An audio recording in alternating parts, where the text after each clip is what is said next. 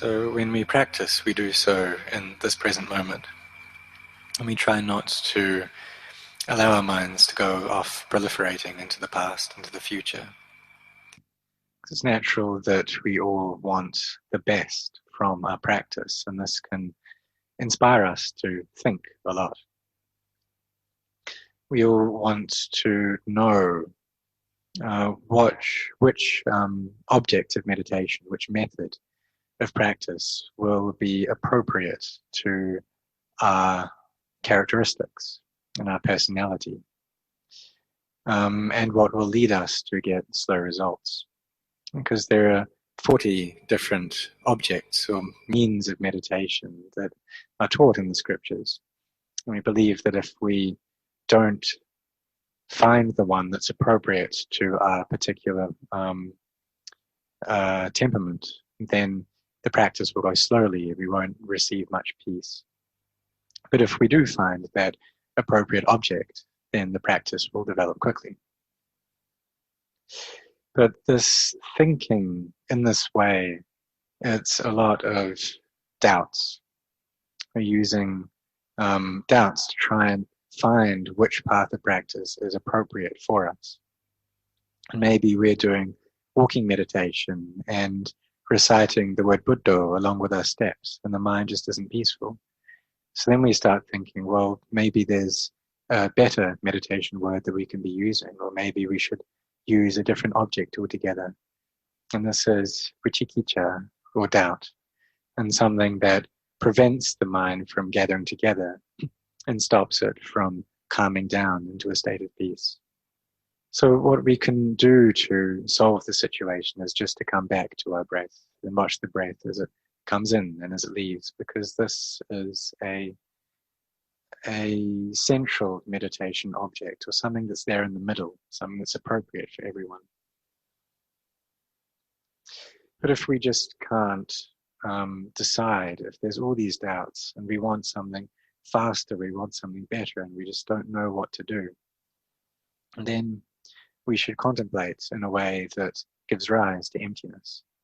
Because the meditation object that's appropriate for someone who has a lot of doubts is the object of emptiness. So we can view all things as being empty. When we look at the breath, we see that as just being empty.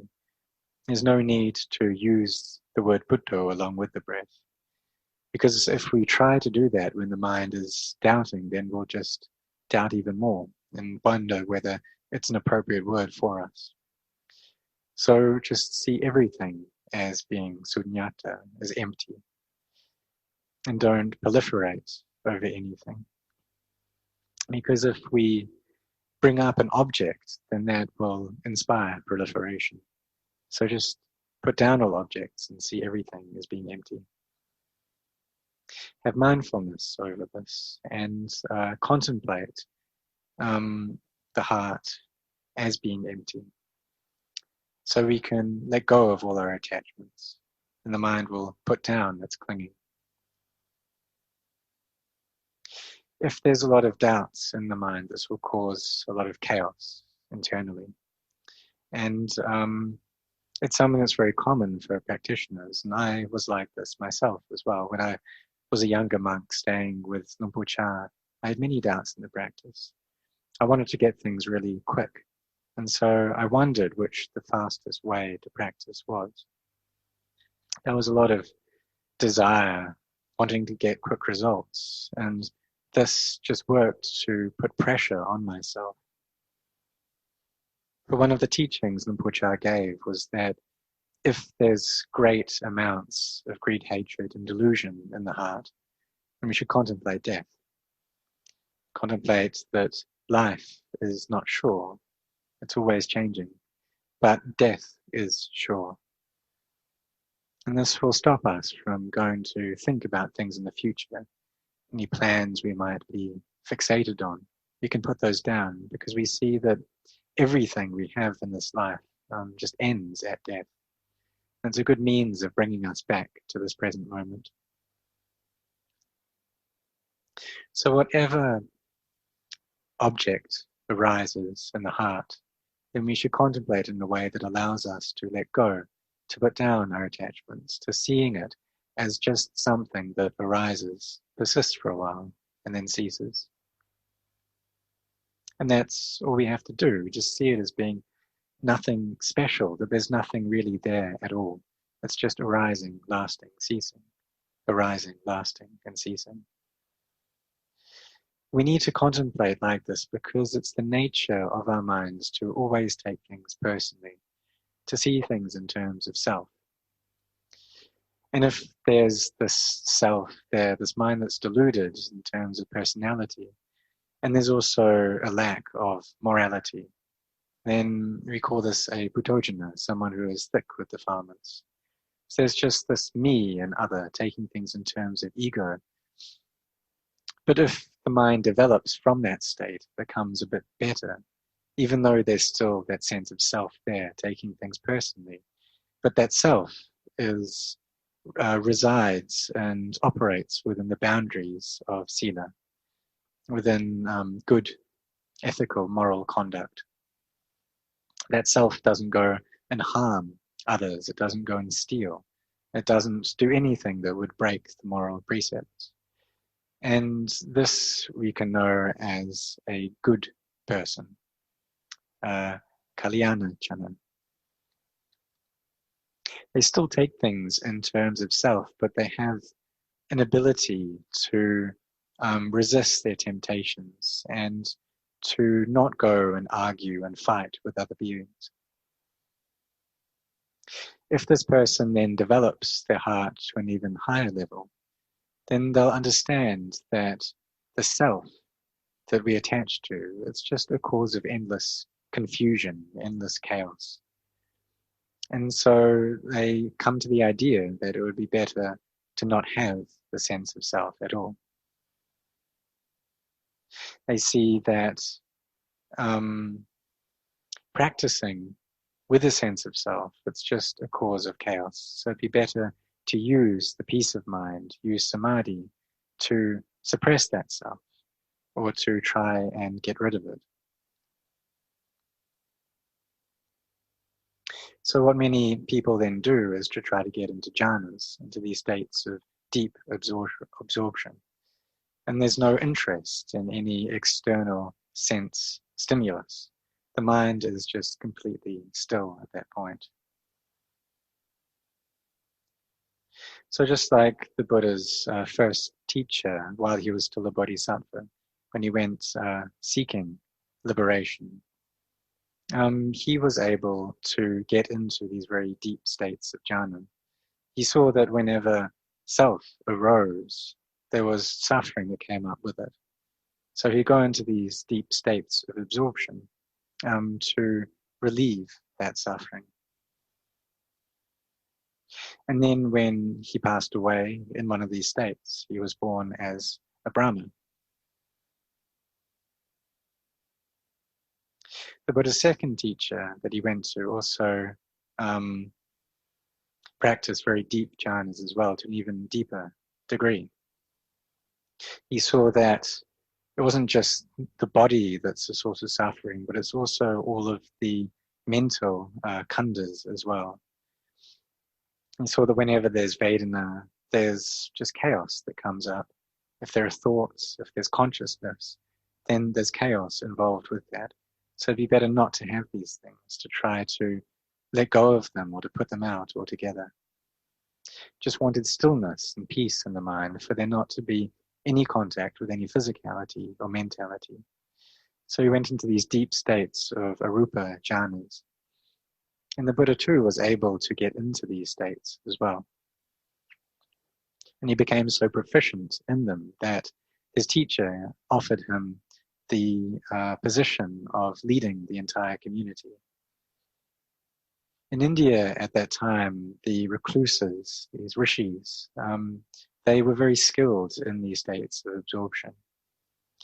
But the Buddha didn't get caught up in this because he saw that whenever he came out of these states, then a sense of self would arise again in the mind, because the mind was still caught up in that realm of personality.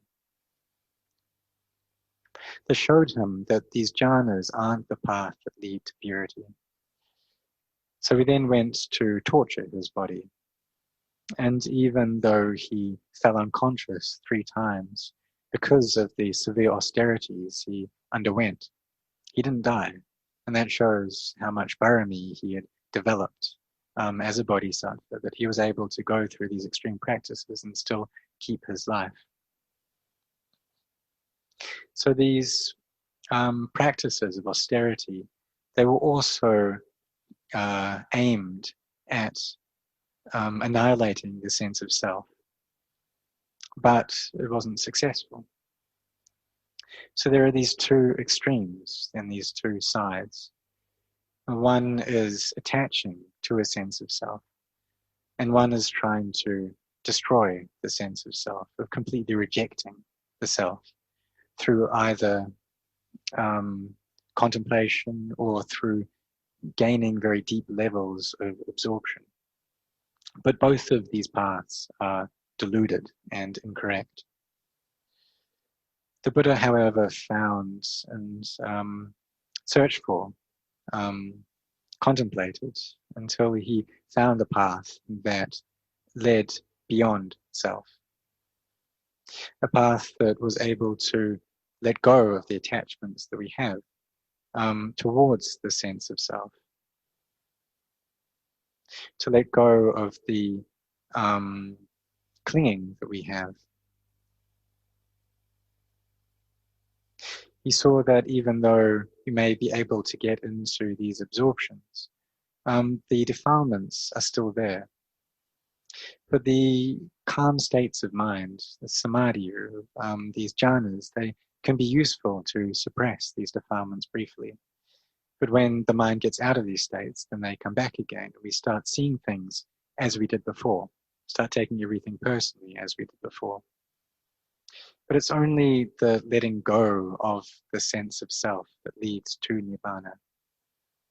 And the samadhi that facilitates that is what we call samma samadhi, the right, appropriate samadhi.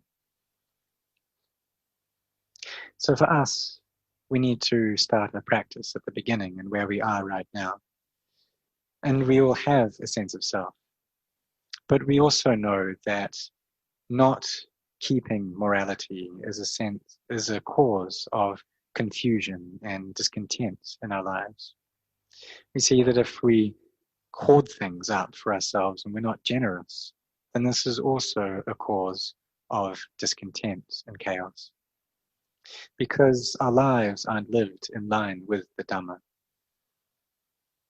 So in order for this world to carry on and the people in the world to get along with each other, we need sila Dhamma.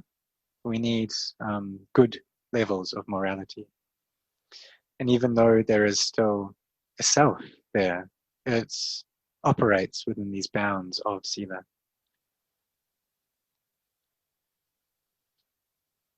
So we don't take other people's possessions. We don't engage in wrong livelihood. We don't steal. We don't kill. We don't do anything that is incorrect or immoral. Nothing that will harm or damage other beings. And we also don't damage our mindfulness through the consumption of drugs or alcohol. And when we do this, and many others around us do this, it allows us to live together in the world in harmony and peace. And through keeping the sila, we're able to abandon the defilements and abandon the sense of self to one level, on the level of sila and the level of dana. And even though we still have this ego, the sense of self, it's a better self than one that is immoral. So from that, we then train our minds to gather together into a state of samadhi. And we do this in order to gain energy, a sufficient energy to contemplate into the nature of self and see that really the self is not self. If we see this clearly, then that'll take us into nibbana, or a state of coolness. If we always take things in terms of self, we take everything personally, This will stir up the mind, aggravate it, and produce heat in the heart. But if we can perceive the world and everything in terms of not self, then coolness will arise in the mind. But we need to take care to not attach to that coolness as well. So this abandoning of both heat and coolness, going beyond and above these two states, is Nibbana. At the beginning, however, we still have the sense of self. What we need to do is have mindfulness and contemplate and try to not doubt too much in the practice. And even though I may tell you not to doubt, it's difficult to just believe in that and not doubt at all. And when I was young and early on in my stages of practice, I had many doubts. I wanted things very fast. I wanted to know what the quickest way of practice was. I wanted Luang Jan to tell me what the fastest means to attain was. But the thing is, Luang Jan and all of the Krupa Ajahns, they had great loving kindness. And if they knew the fastest way of practice, then they would have told us already. They didn't cover anything up. They didn't hide anything from us. The Buddha never hid the Dhamma from anyone. But really, this fastest way of practice, it does exist. And that is to not do anything at all. Just let everything go. This is the fastest way. Let go of everything. Put down all physicality. Put down all mentality. Don't cling to anything as being a self. This is the quickest way, the shortcut route. But the question is, can we do it? If we can't do it, if we're still attached, then we need to practice. We need to be generous. We need to keep the precepts and cultivate mindfulness and samadhi until they're strong enough so that wisdom is able to arise. And when wisdom comes up, then we will be able to let go. So we see the goal of our practice is wisdom and this letting go, because this is what will allow us to free ourselves from suffering. We see that if we have a lot of greed and we just want many, many things, we want to get more and more, that obtaining of wealth and possession, it's not able to dampen or satisfy the greed that we have.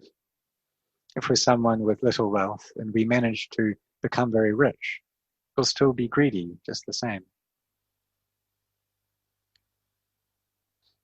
So we need to see that these defilements of greed, hatred, and delusion are things that we should abandon. We should work at sacrificing in the practice so that we can put them down and experience inner peace and contentment. We understand that if we are anything at all, this will be a source of aggravation and heat in our hearts. If there's anything, or if we are anything, then we'll suffer. So we should just put all of that down. All of this being, this becoming, is the cause of suffering. So we should let go. Put it all down. Put all sense of self down. And this is the fastest way of practice. If doubts come up, then we just put those down. We see that doubts are of the nature to arise, last for a time, and then cease. And if our mindfulness is up to speed with these doubts, we'll be able to do that. There's a teaching of Luang Jan's that I really like. I've read it hundreds of times, thousands of times, and I can't get enough of it. I really like it. And this teaching is that if doubts arise, just see them arise, last, and cease. And contemplate them like that, just arising, lasting, and ceasing. The problem is if we start attaching to them, and then these doubts, they arise again and again, and the mind spins around, and we just can't get our way out of it. We can't fight our way through. So we start thinking that we need to find a new way to practice. We go back to the books. We start trying to read our way out of the problem. But the thing is that these delusions and this doubt, They don't arise from books. They're not contained in books, but they're contained in our minds. So the way that we overcome them is not through reading, but through practicing, through doing walking meditation, sitting meditation, developing samadhi and sati, mindfulness. Because when mindfulness and samadhi is not enough, then that's when these doubts will arise. We then contemplate this body and see it as being anicca, dukkha, anatta, as being inconstant, stressful, and not self. And this is the path to seeing the Dhamma. And the Dhamma is not something that's far away. It's right here with us, right here in our bodies and minds. We just need to contemplate in a way that allows us to be able to see it. And if we can't see it, it's because our samadhi is insufficient. Our mindfulness isn't in the present moment. So we need to train to bring our minds into this present moment and not be always thinking and proliferating about things in the future, things in the past. When we practice, we shouldn't wonder what we're going to get from the practice, how it's going to affect us, whether it's going to give us much peace or what we're going to attain to. But rather, we just try to put all these things down, realizing that what we gain from the practice is up to our parami, up to our spiritual perfection that we've accumulated. We just try to do things in a way that makes us at ease and at peace, that relieves the suffering, that cools the heat in our hearts. And to not allow the mind to speculate about the future or recollect the past, but just bring them here into the present moment, seeing everything that comes up as coming up, as persisting, as ceasing. When we do this, then the practice will be up to speed in our hearts, and it will fulfill the desires of our hearts. So we like to build or create external Buddha images, which in Thailand, some of them, many Buddha images have names, and some of them are called Tanjai, which means kind of able to like relieve or able to fulfill the wishes of the heart in time. And so we can build these externally, but we also need to build this kind of Buddha internally as well, something that can fulfill our wishes inside. And this is letting go of past and future, letting go of trying to be anything. Because as we let go, then our inner Buddha, our inner nature of awakening, manifests in the heart, and the heart becomes an Arya, becomes a noble being. We should train ourselves in mindfulness, just as Luang Por taught, as the Buddha taught. Luang Por said that whenever we're practicing mindfulness, then we're close to the Buddha at that time. And we carry on with it. We just carry on going, keep going, until the mind experiences peace, and we're able to contemplate into the nature of the body and see it for what it is. But we shouldn't become dejected because we're not getting results as quickly as we want. But rather, we just carry on developing the practice and understand that it takes time. Because we've seen things constantly in terms of self for many, many years now. For the last 20 years, 30 years, maybe more, we've taken everything in terms of self. So for us to come to the point where we're able to put these things down, to put down the sense of self, it's not going to come instantly. And the reason we can't abandon it is because we don't have sufficient peace in our hearts, because our mindfulness isn't strong enough and wisdom hasn't arisen.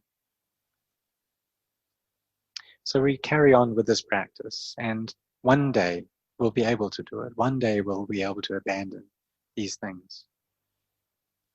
And when we put them down to a sufficient degree, then we'll realize the state of Sotapanna, one who has entered the stream of the Dhamma. And it's not something that's all that difficult to do. So for all of us, whether lay or ordained, we just carry on contemplating. We can take apart the pieces of our body. We put the hair in a pile in our mind's eye and ask ourselves, is this me? Is this mine?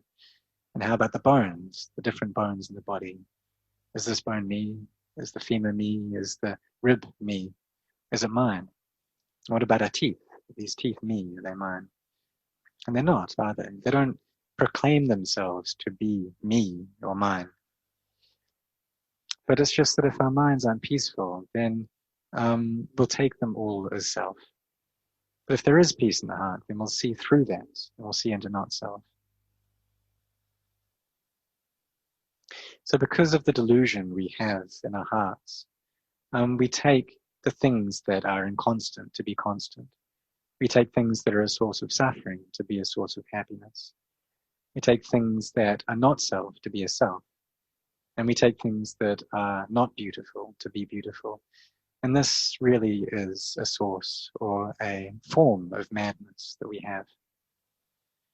So we should train ourselves to see things as being, or see these bodies as being not beautiful, as being inconstant, as being painful, as being not self. And when we see this truly, or we see the truth of this, then we've seen the Dhamma in our own hearts. So we should all try to train in this way, abandoning all of the aramanas that come up. And when we do this, then we'll experience Nibbana. When we can see through self, and we see self as not self, then we've seen into our true self. And this is what Rinpoche taught us. So we've all had the good opportunity now to be close to this teaching and the Buddhist religion. We have this opportunity to put down the sense of self and attain to true happiness. So may you all walk this path, and may you all grow in the Dhamma.